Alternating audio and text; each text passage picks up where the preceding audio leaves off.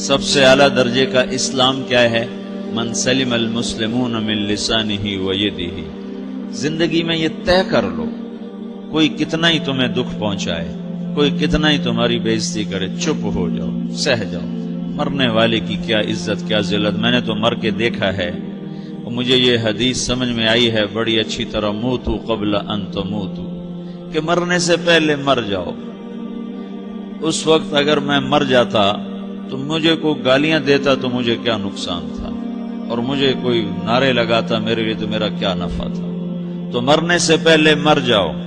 کوئی تمہیں برا بھلا کہے تو تمہارا کیا نقصان ہے، تمہیں کوئی واہ واہ نعرے لگائے تمہیں کیا نفع ہے۔ اگر اللہ راضی ہے تو مردہ باد اور زندہ باد سے بے نیاز ہو۔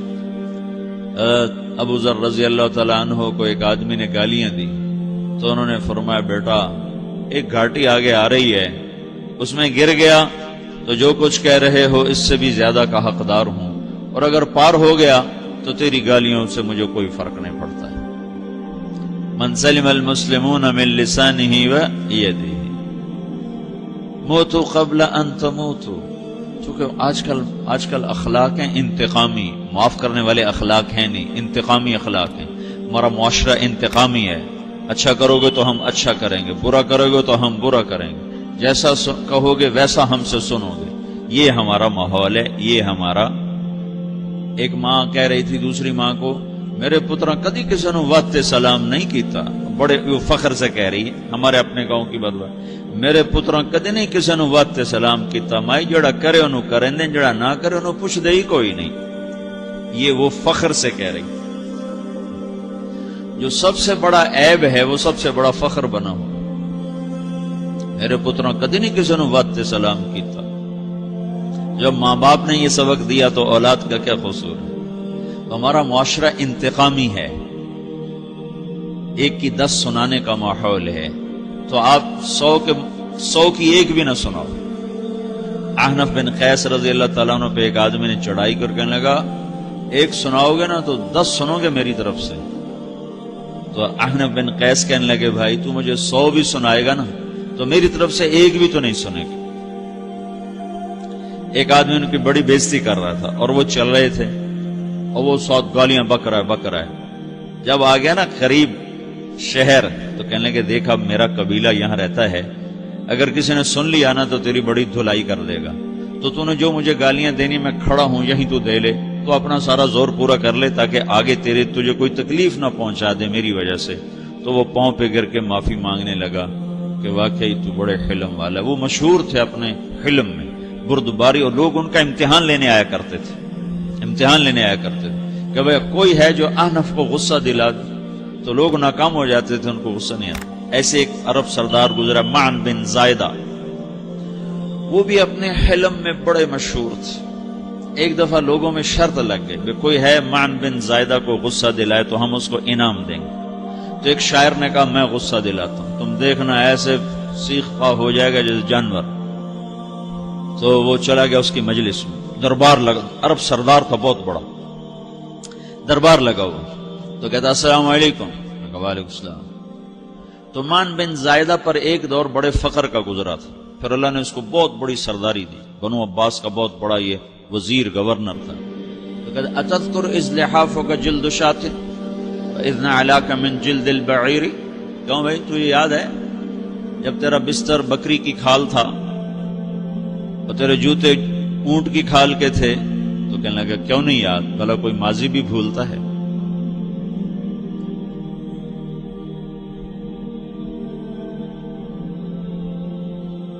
تو وہ کہنے لگا، پہلا وار تو خطا گا، کہ فسبحان الذی اعطاک ملکا وعلمک الجلوس علی السریر۔ تو پھر ساری تعریفیں تو اللہ کی ہیں جس نے تیرے جیسے کو تخت پہ بٹھا دیا۔ کہاں بھئی ساری تعریفیں اللہ کی ہیں، میری تو کوئی اوقات نہیں۔ تو کہنے لگا، سأرحل عن دیار انت فیہا وان جار الزمان علی الفقیر، جہاں تیرے جیسا حکمران ہو وہاں مجھے رہنا گوارا ہی نہیں ہے، میں یہاں سے چھوڑ کے نکل جاؤں گا چاہے کتنی تکلیف اٹھاؤں۔ بڑے دربار میں یہ ایک گورنر اور وزیر سے بات ہو رہی ہے، تو وہ کہتا ہے اچھا بھائی اگر تو ہمارے پاس رہے گا تو ہم تیرا اکرام کریں گے، اور اگر تو جانا چاہتا ہے تو پھر رافقت کا سلام، تو وہ یہ بار بھی خالی گیا تو کہنے لگا فجد لی ابن ناقصۃ بمال،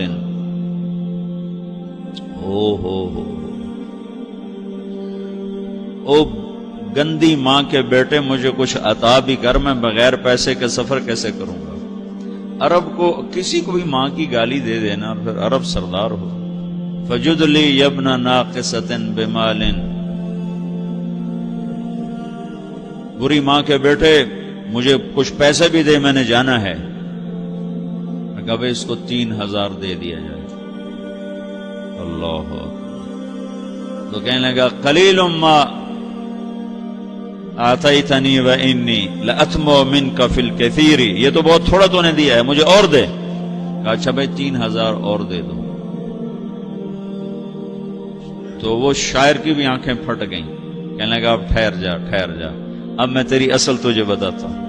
سألت اللہ ان یبکیک ذخرا فما لک فی البریۃ من نذیر، میں اللہ سے دعا کرتا ہوں اللہ تیرے جیسوں کو سلامت رکھے، تیرے جیسا دنیا میں کسی ماں نے جنا ہی کوئی نہیں۔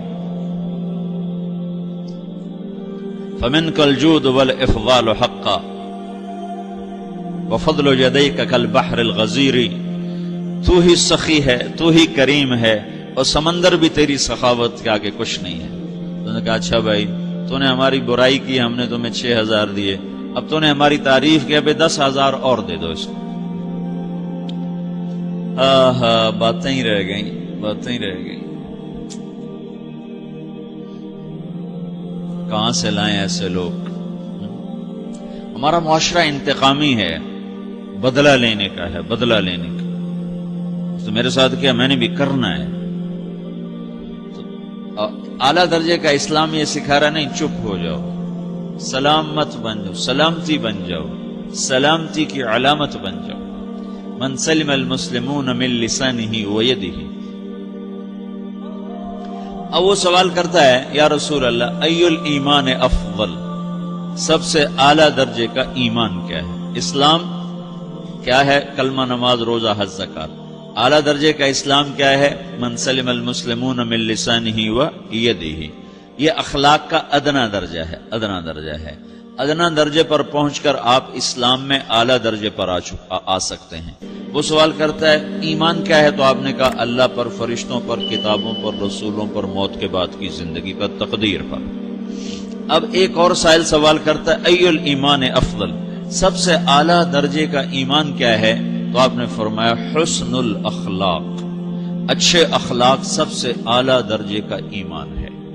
جو آدمی اسلام میں، جو آدمی اخلاق میں، جو مرد عورت اخلاق میں ادنا درجے پر ہوتا ہے وہ اسلام میں اعلیٰ درجے پر پہنچتا ہے۔ اب اگر وہ اخلاق میں اعلیٰ درجے پر آ جائے تو اب یہ کہاں پہنچے گا؟ اب یہ کہاں پہنچے گا؟ میرا نبی کہہ رہا ہے سب سے اعلیٰ درجے کا ایمان ہے حسن اخلاق، حسن اخلاق۔ ابو ہریرہ نے پوچھا یا رسول اللہ وما حسن الاخلاق، یہ بھی ایک اور حدیث ہے، یا رسول اللہ حسن اخلاق کیا چیز ہے؟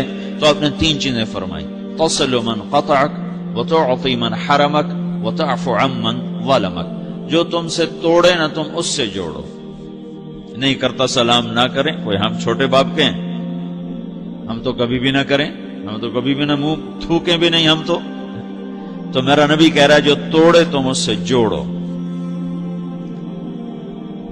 جو محروم کرے اس سے عطا کرو، جو زیادتی کرے اس سے درگزر کرو۔ یہ 3 کام جو عورت مرد کر لے گا یہ اخلاق کے اعلیٰ درجے میں ہے۔ جب یہ اخلاق کے اعلیٰ درجے پر پہنچتا ہے تو پھر میرا نبی کیا بشارت دیتا ہے؟ ادنا درجے پر پہنچ کر تو اعلیٰ مسلمان کی بشارت ہے، اور اخلاق میں اعلیٰ درجے پر پہنچ کر میرا نبی کہتا ہے کاد الحلیم ان یکون نبیا، اعلیٰ اخلاق والا بس نبی بنتے بنتے رہ جاتا ہے۔ اعلیٰ اخلاق والا ایسے ہے جیسے کہ نبی، قریب ہے کہ وہ نبی بن جائے، یہ تو ہے نا ترجمہ، لیکن ہم ہمارے اردو میں کہتے ہیں وہ نبی بنتے بنتے بنتے رہ گیا۔ کیا مطلب؟ کہ اس میں اور نبی میں صرف نبوت کا فرق رہ جاتا، باقی وہ سب کچھ حاصل کر لیتا ہے۔ تو یہ سارے دین کا میں نے آپ کو خلاصہ بتایا ہے کہ میری آپ کی ضرورت ہے کہ میرا اسلام اعلیٰ درجے کا ہو، من سلم المسلمون من لسانہ و یدہ، میرا ایمان اعلیٰ درجے کا ہو،